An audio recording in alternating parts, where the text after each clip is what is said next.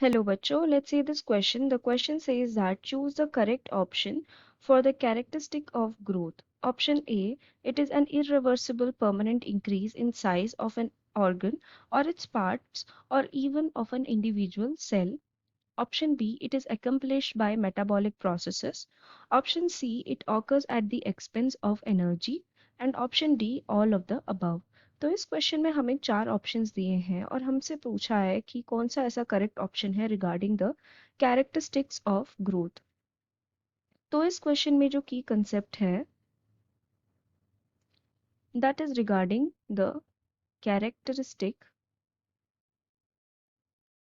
Of growth, यानी कि growth के क्या क्या कैरेक्टरिस्टिक्स होते हैं। ओके, तो अगर हम ग्रोथ के कैरेक्टरिस्टिक्स की बात करें तो सबसे पहले तो ग्रोथ जो होता है it is an irreversible change.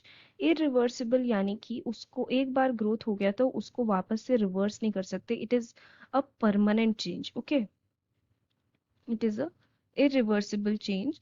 And इसमें क्या होता है, there is an increase in the size of organs. Increase, या हम कह सकते हैं increase in the size of एक पर्टिकुलर ऑर्गन का हो सकता है, या फिर हम कह सकते हैं parts of an individual body, या फिर ग्रोथ को एक इंडिविजुअल सेल के इंक्रीज में यानी कि सेल्यूलर लेवल के इंक्रीज में भी हम we can take that as increase in growth. Okay, एक सेल्यूलर लेवल पे अगर ग्रोथ हो रही है तो सेल्यूलर लेवल का जो इंक्रीज इन साइज हो रहा है उसे भी हम ग्रोथ बुला सकते हैं।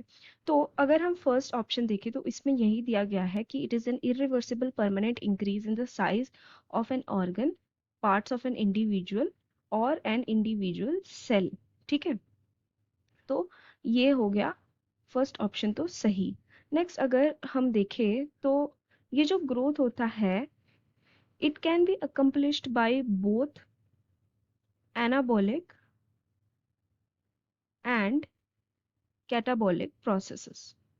ठीक है, तो ये anabolic and catabolic processes are nothing but the chemical reactions. Okay, and these anabolic and catabolic processes को अगर हम एडअप करें तो क्या बनता है, मेटाबॉलिक प्रोसेसेस। यानी कि ये ग्रोथ जो होता है ये एक मिक्सचर है of both anabolic and metabolic anabolic and catabolic processes which basically constitutes all the metabolic processes. दोनों को मिला के हमें मेटाबॉलिक प्रोसेस ही बोलते हैं हम। ओके, तो वी कैन से कि जो सेकेंड ऑप्शन है वो भी सही दिया गया है। थर्ड में बोला है कि it occurs at the expense of energy, यानी कि यहाँ पे energy in the form of ATP required रहती है ग्रोथ होने के लिए। तो यानी कि थर्ड ऑप्शन भी सही है। तो these are the three characteristics of growth. तो सारे के सारे तीन ऑप्शन सही है, तो अल्टीमेटली जो ऑप्शन डी होगा all of the above will be the correct answer for this question. So I hope you have understood it well. Best of luck.